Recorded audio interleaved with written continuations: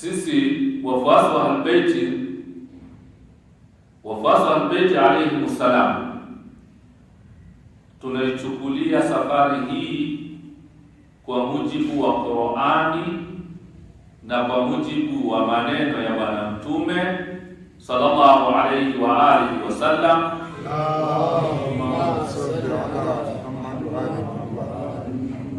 na kwa mujibu wa maelezo ya Ahlul Baiti salawatullahi wasalamu alayhi, man safara qassara wa aftar, mwenye kusafiri anafungua na anaswali qasr. Sasa haitoangalia umechoka au haujachoka, umeenda kwa miguu au umepanda farasi au umepanda punda, umeenda kwa baiskeli au kwa pikipiki, umeenda kwa ndege, hata hiyo ndege inaenda kasi namna gani, utabaki pale pale katika sheria imesemaje, basi haitotizama umeenda na nini.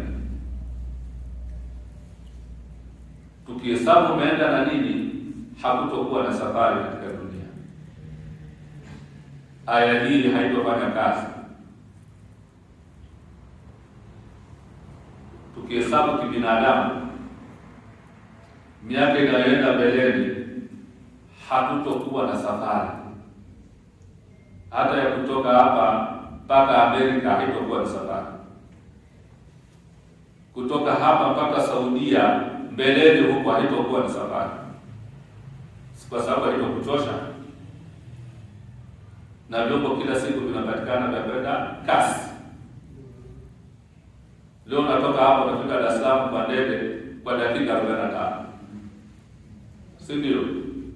Unatoka Dar es Salaam unaenda Dodoma kwa ile treni kwa muda masaa mawili au kwa muda wa masaa mawili, hautahesabu safari. Kwa hiyo tukichukulia kibinadamu, wewe hii zote unafunga, na ndio wengi wanafanya hivyo, lakini ni makosa kwa mujibu wa Qur'ani na kwa mujibu wa Bwana Mtume sallallahu alayhi wa alihi wasallam, ni makosa.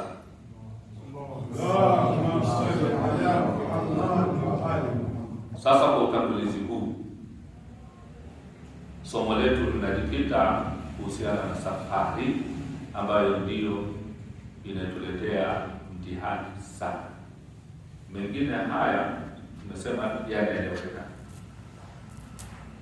na yale ambayo hayaeleweki sana tutayagusia katika darasa zetu zinazoendelea hata ndani ya mwezi mtukufu wa Ramadhani. Kwa hiyo sababu nimeleta utangulizi umekuwa ni mrefu sana, naomba safari ni kuanzia wapi mpaka wapi,